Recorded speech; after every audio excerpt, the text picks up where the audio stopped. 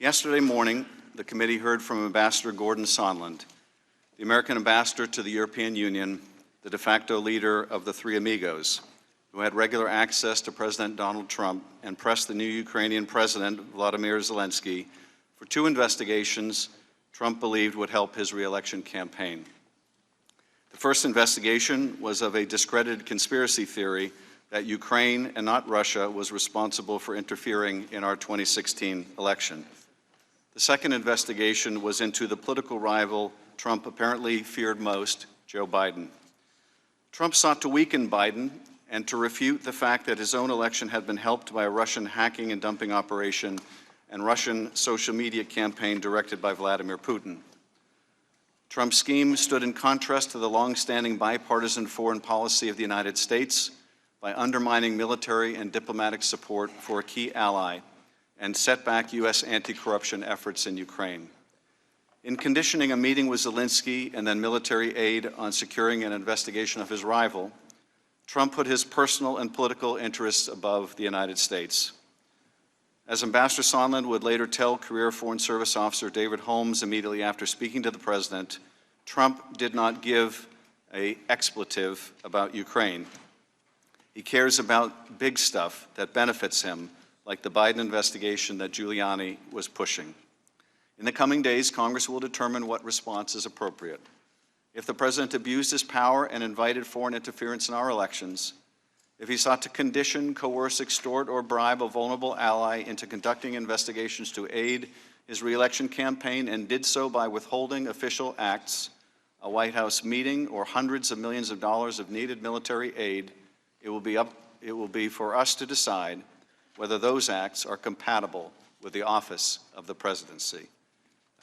Do you swear or affirm that the testimony you're about to give is the truth, the whole truth, and nothing but the truth, so help you God? Let the record show that the witnesses answered in the affirmative. Thank you, and you may be seated. This is nothing new here, but Shazam, last week you come forward with supposedly this new information. There is nothing different in there than what we had on the transcript. Maybe that's the reason their star witness, their first witness, didn't bring it up, but they had to have something. So you're their closing witness because you overheard the president talking to Ambassador Sondland. Sir, if I could answer, I see 4 seconds left on the clock. I believe that Mr. Holmes, you may take as long as you need. Thank you, sir.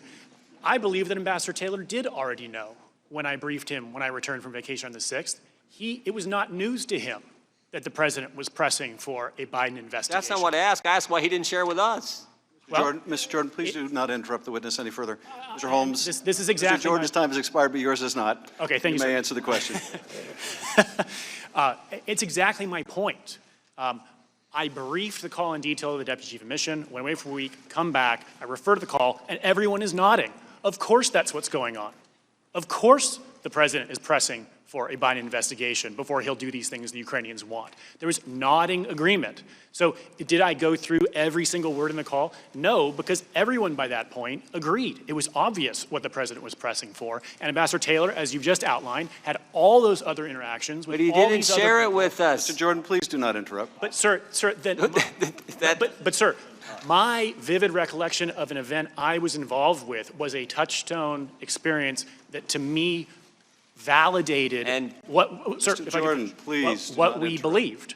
And Ambassador Taylor was not in that call. And so all of a sudden last week you got to come tell us, right? Mr. Jordan, your boss we will allow the witness to answer the question. I'll finish with this. Thank you. He was involved in a number of other interactions, as you've outlined, that brought him to the same conclusion. It is quite possible that But he doesn't share the one that the guy he worked with. Mr. Jordan, Mr. Jordan, you may not like the witness's answer, but we will hear it. There wasn't an answer. Mr. Jordan, we will hear the witness's answer. Have you concluded, Mr. Holmes? I have, sir. Thank you. Thank you. Mr. Himes.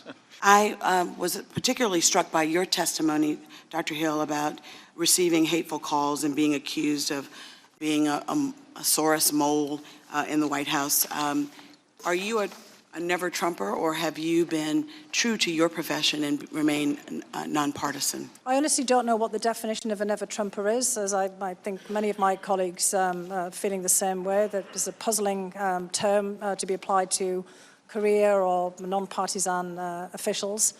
And I chose to come into the administration. I could easily have said no when I was approached Yes, by the but you people who didn't invited sign me. up to have hateful calls and the like. I guess, unfortunately, where we are today in America, that's coming with the territory. They're continuing, honestly. I mean, we're constantly having to block Twitter posts of my name and address and on the internet. We've been doing this over the last couple of days.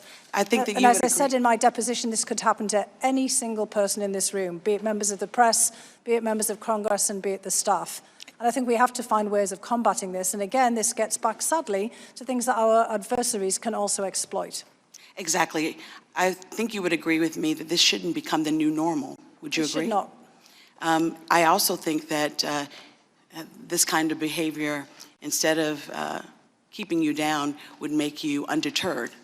Are you more determined to continue to do your work and to do it professionally? I am, and I think that all my colleagues are as well, because just as you said, we can't let this stand, and I don't think anyone here wants to let this stand. I actually don't believe that this is a partisan issue. I don't think anybody wants to come under personal attack.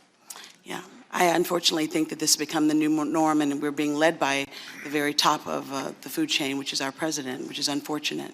I'm especially disheartened by his treatment of women, and I think that the fact of the matter is that there's a long line of strong, talented women who have been smeared and victimized by this president, and we can either choose to ignore it or do something about it.